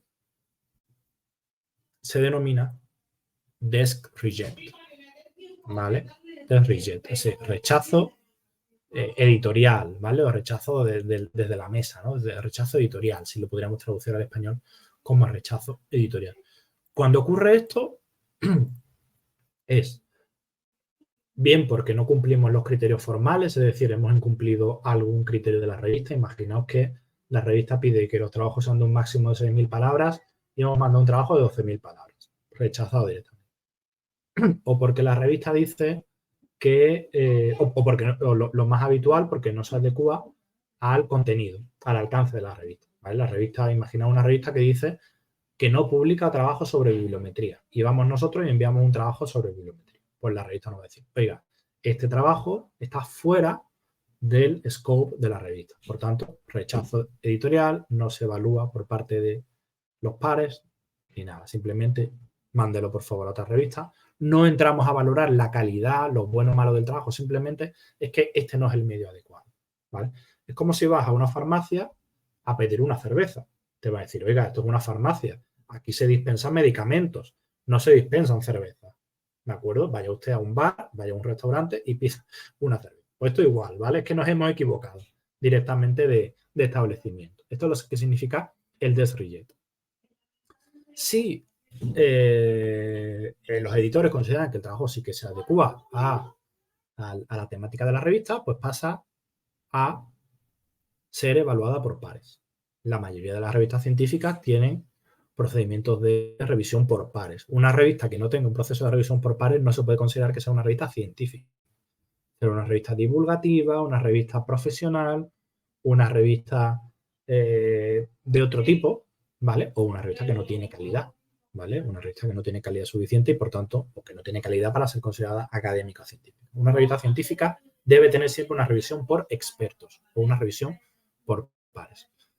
Vale, esto es un control de calidad. ¿Por qué? Porque los pares, los especialistas, van a leer el trabajo y van a decir, oiga, este trabajo tiene faltas, tiene fallos importantes, tiene lagunas metodológicas, no es original, en fin, lo que sea. Es un control de calidad. Otro control de calidad que tienen todas las revistas académicas es que tienen un comité editorial y un comité científico. El comité editorial son las personas que gestionan el día a día de la revista, buscan evaluadores, deciden las temáticas de la revista, deciden si se publican números monográficos, deciden si se modifica la periodicidad, la frecuencia de las revistas, si se publica en papel o solo online, en fin, de cuestiones del día a día. Y el comité científico, pues el que va marcando un poco la pauta académica de la revista. Y normalmente también son evaluadores de esa revista, ¿vale? Normalmente el comité científico de una revista también hace labores muchas veces de revisor, ¿vale? De peer review. No siempre, porque también se puede mandar a evaluadores externos, pero normalmente el comité científico pues también evalúa trabajos. Hay ya muchas revistas que van ampliando este tipo de controles de calidad. Implantan códigos éticos, códigos de buenas prácticas, políticas antiplagio. El otro día mandé un artículo a una revista que me pedían un informe antiplagio, ¿vale? A través de Turnitin o de alguna de estas herramientas que dijera el grado, ¿no?, que tiene de similitud con otros trabajos, ¿vale? Y existencia de códigos éticos, etc. Son controles, digamos, de calidad. Y finalmente, otro control de calidad, en este caso externo, es la inclusión de una revista en bases de datos selectivas internacionales. Es decir, que una revista esté indexada en el Web of Science o en Scopus, que son, digamos, los dos principales productos a nivel mundial, pues sería también una marca, un indicio de calidad, ¿vale? Eso no significa que una revista que no esté indexada aquí no pueda tener calidad, también puede tenerla. Igualmente puede haber revistas aquí incluidas que no cumplen tampoco estándares de calidad demasiado elevados, ¿vale? Sabéis que con esto también hay mucha polémica últimamente, con las revistas de las editoriales MDPI, de Frontiers, de Indawee. En fin, al final, como en todo, pues hay buenas prácticas, malas prácticas y bueno, el mero hecho de que una revista esté en una base de datos, como digo, es un indicativo, ¿vale? Un indicio, pero no siempre se cumple, ¿vale? No siempre se cumple ese criterio. Pero bueno, si una revista tiene todos estos sistemas, bueno, en principio es una revista de cierta relevancia, ¿verdad? Bueno, esto es un esquema del proceso editorial, ¿vale? De lo que es el proceso editorial, que más o menos es lo que he venido comentando, ¿vale? La revisión por parte de los editores y posteriormente, si pasa esta revisión, pues ya va a una revisión por parte de los expertos, ¿vale? De los referees o pares. Sí, después de estar. Ahora vamos a detenernos en esta fase, ¿vale? De revisión por parte de expertos y las posibles opciones que hay. Eso lo vamos a ver a continuación. Y bueno, lo ideal que es pues, que se acepte el artículo y una vez que se acepte, pues ya se publica. Hay unas pruebas de imprenta, unas galeradas que revisan el autor, hay una publicación online. Normalmente ya casi todas las revistas tienen versión online, ¿verdad? Salvo en algunas áreas muy, muy concretas. Y, bueno, pues si también tiene versión en papel, pues sale en papel. Esto es lo que comentaba antes de la revisión editorial, ¿vale? No me voy a repetir mucho, sí que quiero reforzar esta idea de leer cuidadosamente las instrucciones autores, ¿vale?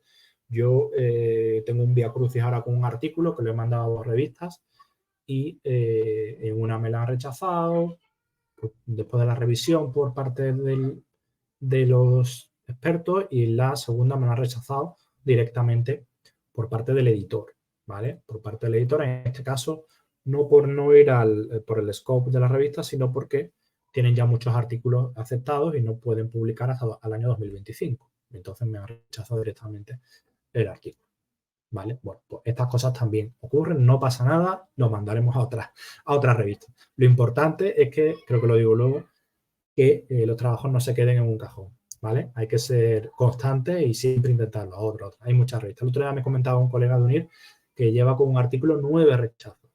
de 9 revistas distintas, ¿vale? No pasa nada, la décima, la undécima, hay que seguir. Hombre, hay que mejorar también, hay que implementar las mejoras que nos digan los revisores, ¿vale? Pero bueno, no hay que desistir y hay que persistir en el empeño.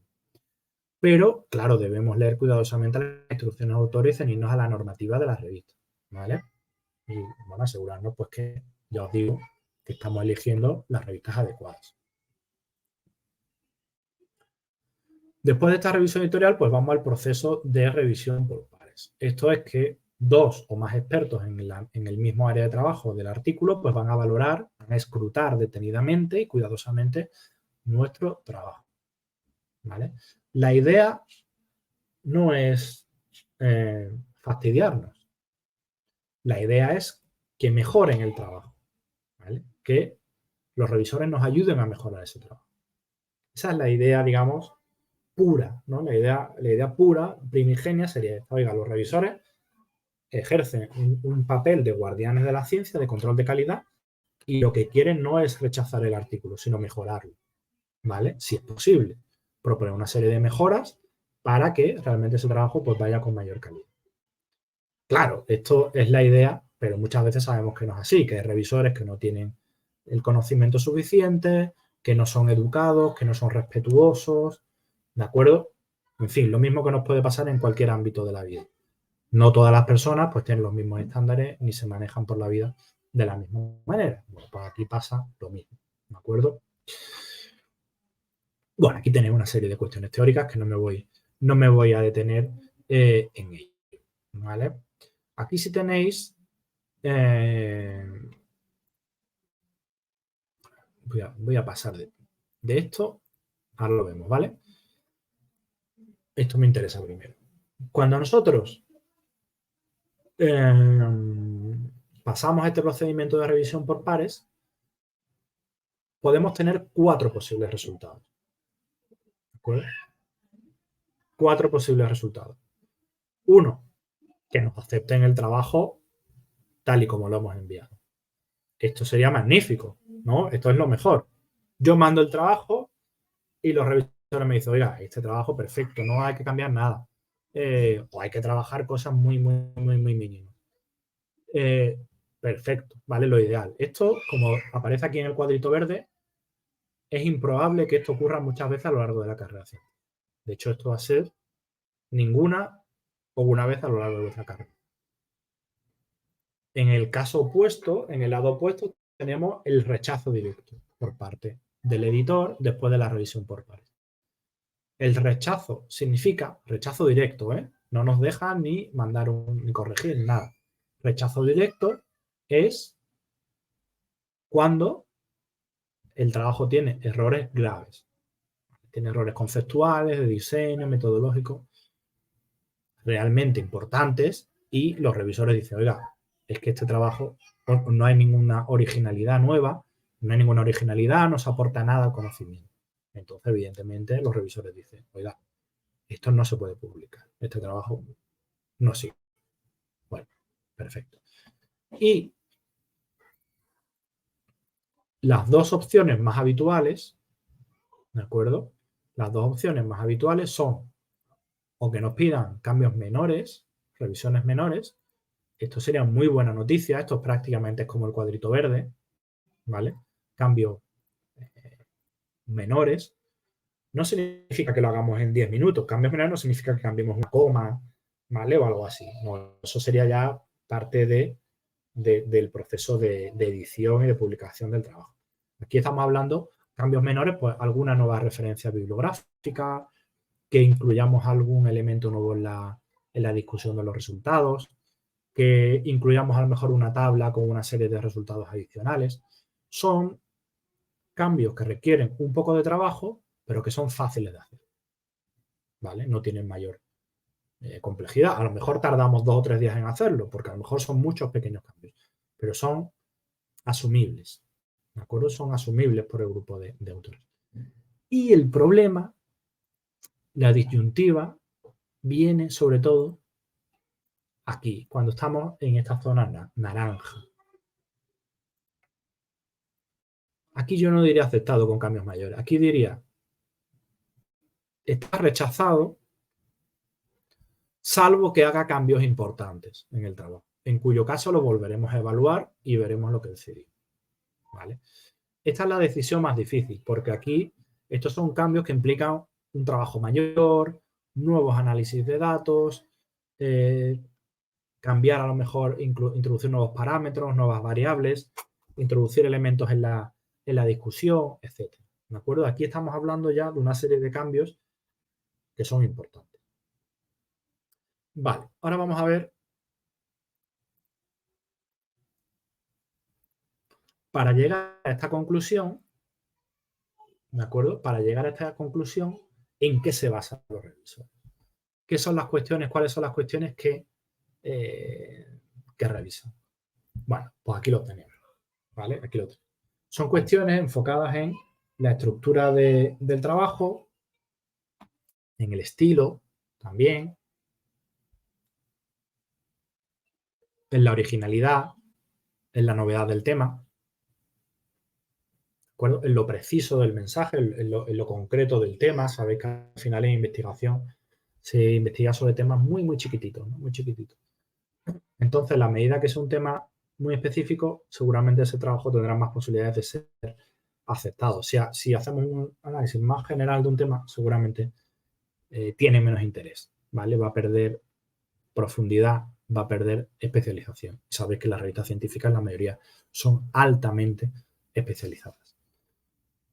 Bueno, como veis aquí, evitar la dispersión de temas y resultados. A mí no me gustan estos trabajos que tienen muchísimas tablas y muchísimos resultados. Creo que es mejor enfocarnos en algo concreto, en algún elemento concreto.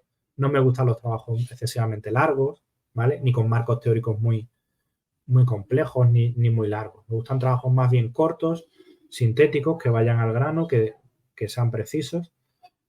Y bueno, yo creo que esos son los trabajos también que tienen mayor interés para el lector, ¿vale?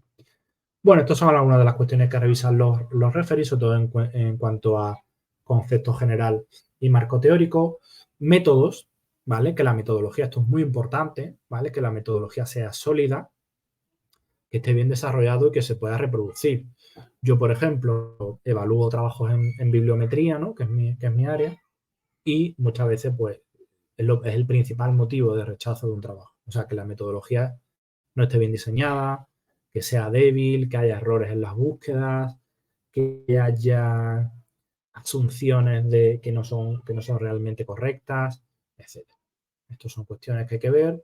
Las técnicas estadísticas que se usen, si estamos hablando de un ámbito cuantitativo, pues que sean adecuadas, que se apliquen correctamente, que estén bien explicadas, que las figuras, que los resultados, que las tablas aporten valor, ¿vale? Sean de calidad y, por supuesto, que los resultados estén bien interpretados. Muchas veces se tiende a inflar o a sobrevalorar los resultados, ¿no? Pues como parece que si le damos más importancia, pues el trabajo es más relevante y tendrá más opciones de ser aceptado. Pero claro, muchas veces los revisores se dan cuenta de esta estrategia. Se dan cuenta de que realmente estamos inflando y estamos sobrevalorando los resultados a los que hemos llegado, ¿vale? Por tanto, hay que ser ecuánime, ¿eh? Hay que ser ecuánime cuando interpretemos los resultados. No podemos ni decir, bueno, a partir de este trabajo esto es importantísimo porque estos resultados contradicen todo lo que se ha hecho previamente. No, hay que ser muy templado, ¿no? cuando elaboramos esta fase del trabajo. Debemos saber también conectarlo. Los revisores valoran la conexión del trabajo con otros trabajos similares, ¿vale? Sobre todo con los trabajos que sean muy, muy, muy similares, es evidente que hay que citarlos y hay que mencionarlos, ¿no? Uno de los últimos trabajos que yo valoré me pasaba eso, que había un trabajo muy, muy parecido que se había publicado poco antes y los autores no lo reseñaban, ¿vale? Por tanto, eso me pareció que era una falta importante, un trabajo.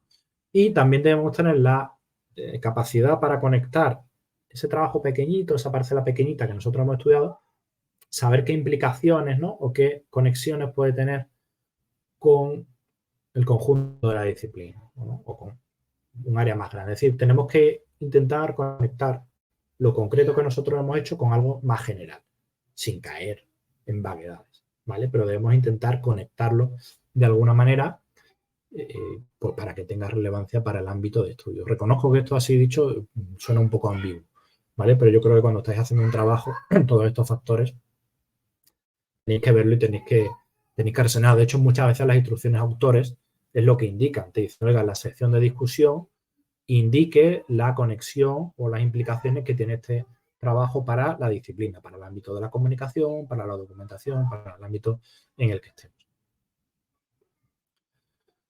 Algunas revistas usan plantillas de revisión, ¿vale? Esto es, por ejemplo, una plantilla un poco antigua, no sé si la sigo usando, de la revista española de documentación científica. Entonces, indica que el revisor debe evaluar, aparte de una valoración más cualitativa, pues estos elementos. Vale, pues fijaos, este check, ¿verdad? De este artículo, insuficiente, insuficiente, insuficiente, ¿no? Casi todo insuficiente. Por tanto, bueno, aquí parece que este trabajo no tendría muchas posibilidades de ser aceptado. Estas son las cuestiones que valoran los revisores y a partir de esas cuestiones, el revisor propone, se lo propone al editor. Todo esto al final lo gestiona el editor, que es quien tiene que decir. Pero el revisor propone al final lo que os he dicho: aceptación del trabajo, rechazo del trabajo, revisiones menores o revisiones mayores. Revisiones menores, como comentaba antes, significa que debemos trabajar un poco el contenido, mejorar algunos aspectos, pero no son cuestiones demasiado importantes y son susceptibles de ser realizadas en un corto espacio de tiempo. ¿Qué significa esto? Que si la revista nos indica que hagamos revisiones menores, deberíamos llevarlo a cabo, ¿vale? ¿Por qué? Porque nos están diciendo que sí que nos van a aceptar el trabajo a condición de que hagamos esos pequeños cambios. Por tanto, aquí tenéis algunos ejemplos de cuestiones que podrían ser susceptibles de revisiones menores. Por tanto, consejo, sí iguana a todo lo que diga el revisor 1, a todo lo que diga el revisor 2, a todo lo que diga el editor. ¿De acuerdo? Hombre, siempre que sea razonable. Si hay alguna sugerencia, si hay 20 sugerencias y una pues nos parece bien, pues aceptar 19 y hay una que es decir que no, pero explicarlo bien, dar los motivos. Pero en general yo aquí diría que sí a todo, ¿de acuerdo? Diría que sí a todo. Y enviar el artículo a la mayor brevedad una vez hechas las revisiones, ¿de acuerdo? A la mayor brevedad, a ver si el editor va a cambiar de opinión si tardáis mucho. Normalmente aquí os dan un plazo. Os dan un plazo y diga, pues envíenos un manuscrito revisado en un plazo de un mes o un plazo de 15 días, lo que sea. O un plazo de 2 meses. Pero recomiendo que seáis relativamente rápido, ¿vale? Porque esto es ya que lo tenéis aceptado y cuanto antes salga, pues mejor. Problema, si me dicen que haga revisiones mayores. ¿De acuerdo? Sí, Carmen y Doris y Carmen. Sí, es posible, efectivamente, realizar artículos, ¿vale? Derivados de vuestra tesis doctoral, de una tesis doctoral, de una tesis de maestría, efectivamente. De hecho, es lo ideal, ¿no? Aprovechar esos contenidos, reelaborarlos o extraer aquellas partes más importantes, más interesantes para enviarlos a una revista. En este caso, no podemos copiar y pegar un capítulo de la tesis y mandarlo a una revista como un artículo, ¿vale? Debemos reelaborar el material, ¿eh? Pero bueno, puede ser una buena base, ¿eh? Puede ser una buena base, efectivamente.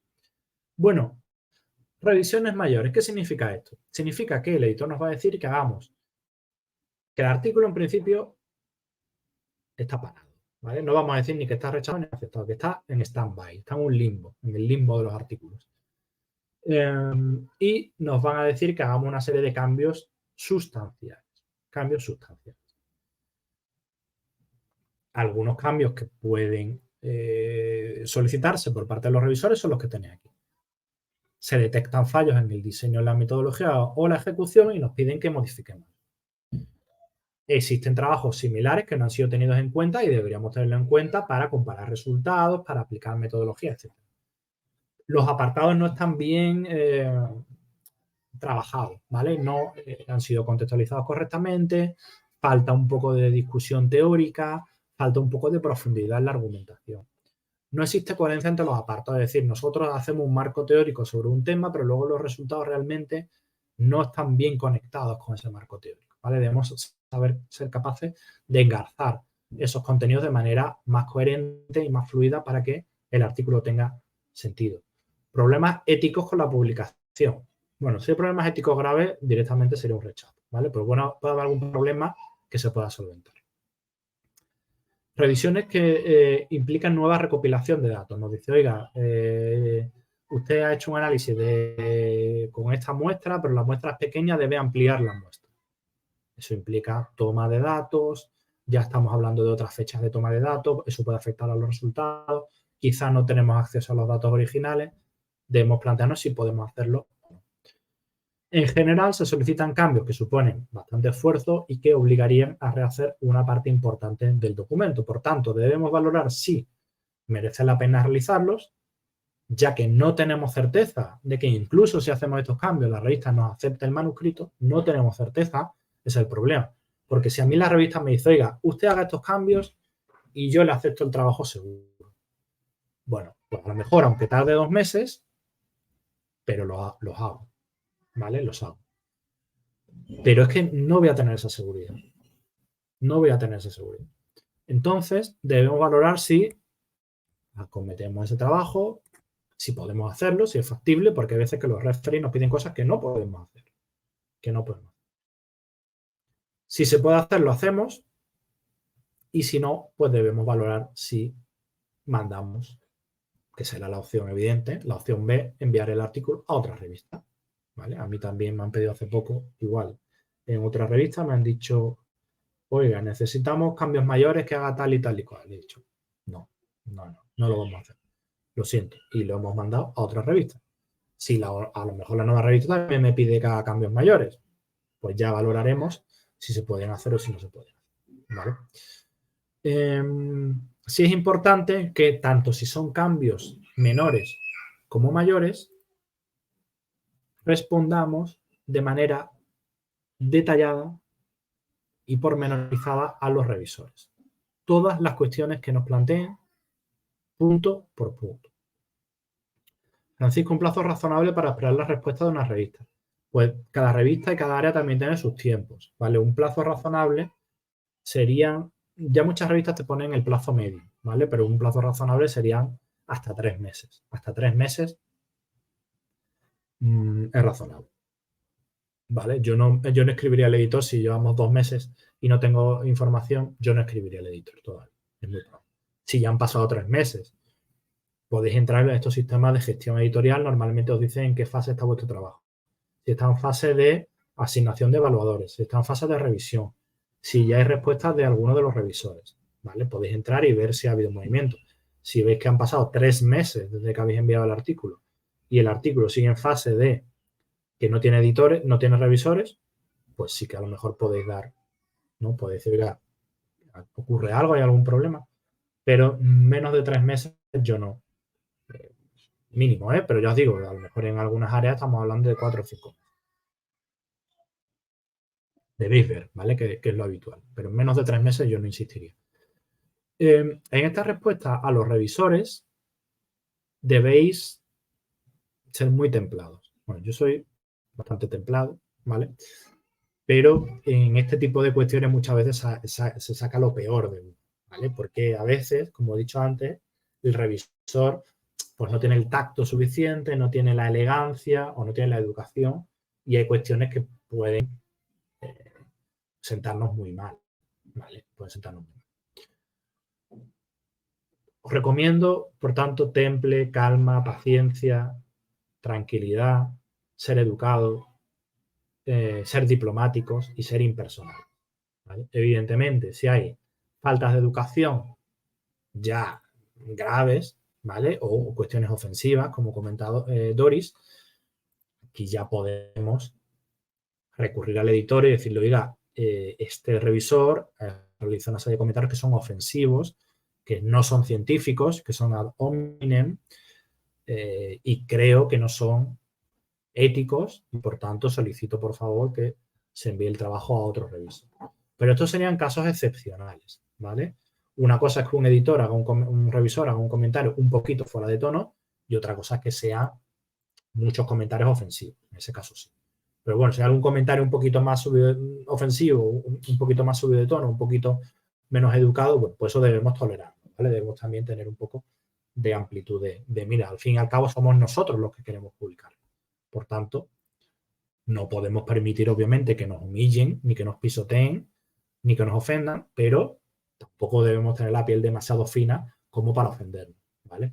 ¿Por qué? Porque aquí vamos a tener que contestar punto por punto, con argumentos científicos, con argumentos sólidos, bien aceptando los cambios que propone el revisor, pero otras veces, pues diremos, oiga, esto que usted propone no es factible o no lo vemos adecuado por este motivo, ¿de acuerdo? Pero cuando nosotros nos neguemos a hacer alguna de las cuestiones que proponga el referee, debemos siempre argumentar, ¿de acuerdo? Argumentación técnica, argumentación científica. Si es así, no debe haber problema.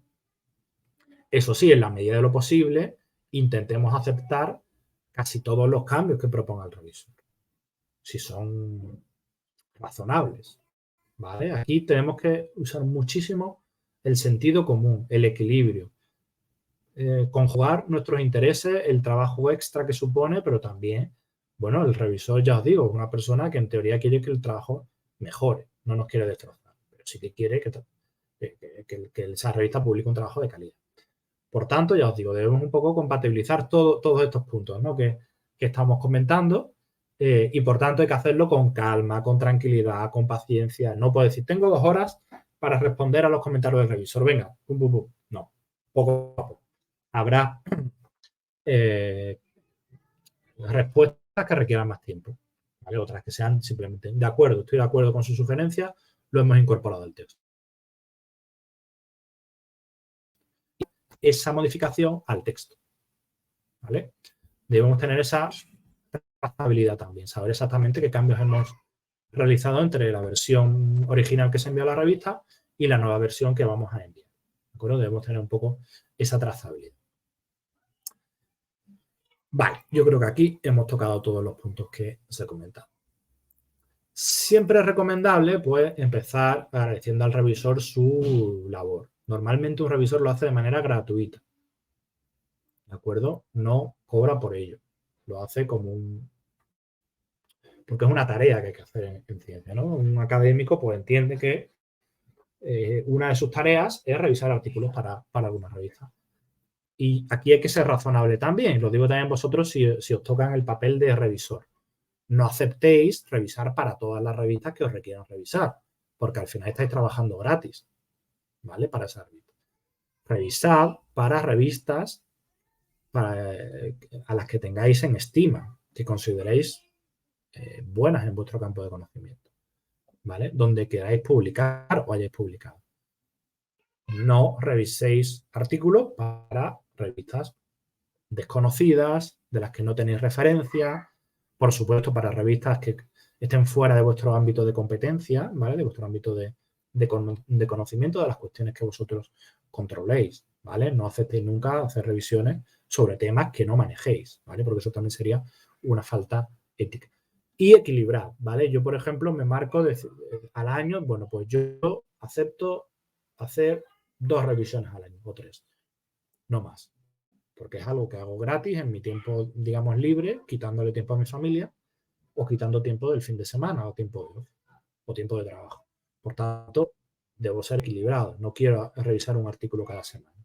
¿De acuerdo? Hay que ser, creo yo, equilibrado. ¿Vale? Equilibrado. Y compatibilizar un poco esa labor de servicio a la comunidad académica, pero sin ser tontos y sin nosotros realmente asumir una carga excesiva, ¿no? Que es una carga adicional a todas las tareas que tenemos que realizar cada día en nuestra universidad, en nuestra docencia, en nuestra familia, en nuestra día a día.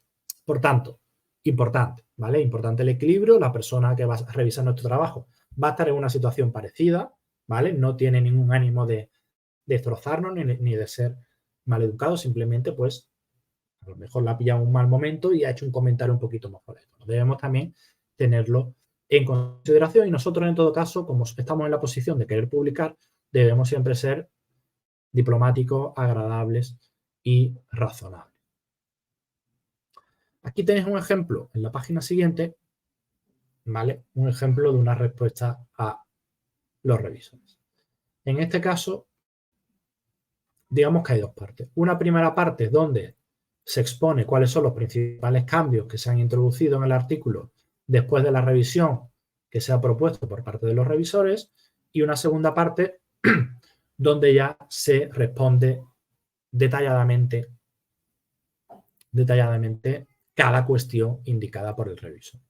¿De acuerdo?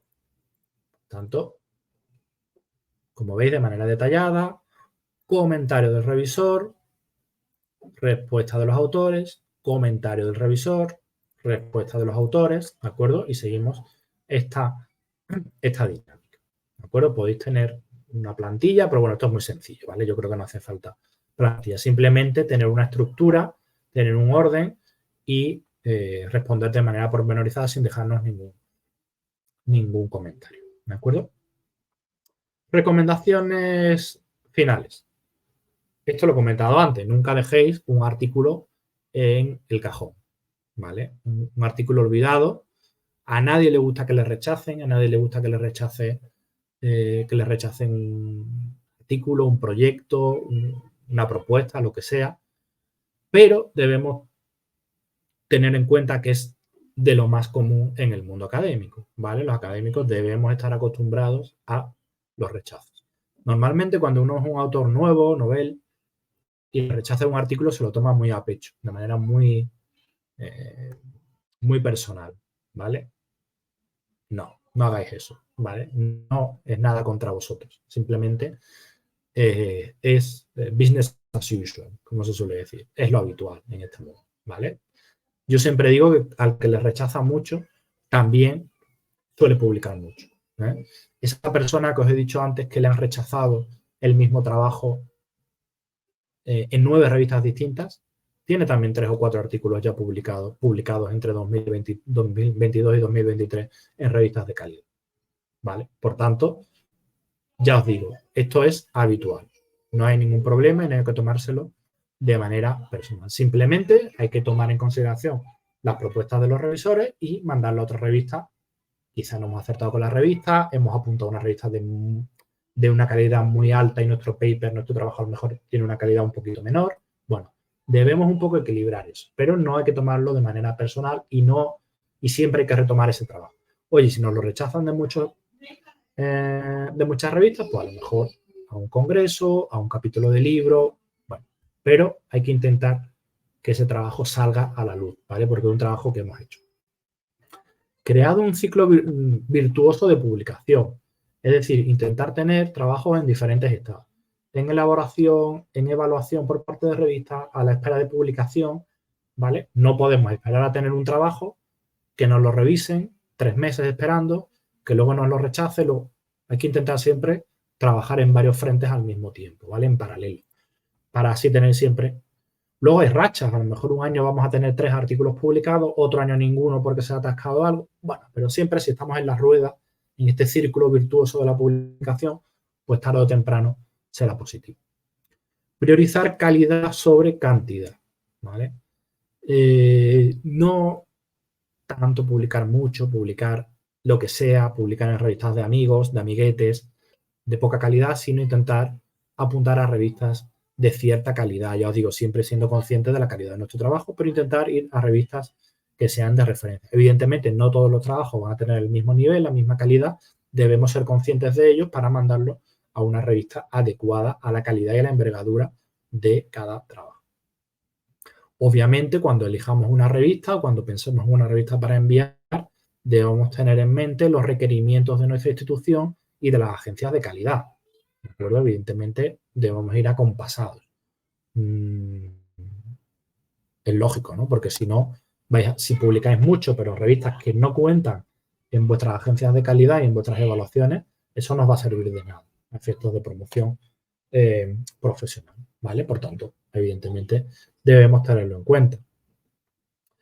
Nicolás, no hay un buen ritmo de cantidad de publicaciones al año. Yo soy modesto, yo digo que un artículo en una buena revista al año ya es más que suficiente, ¿vale? Ya debería ser más que suficiente. Un artículo al año en una buena revista, ese año es un año de éxitos, un año de bienes.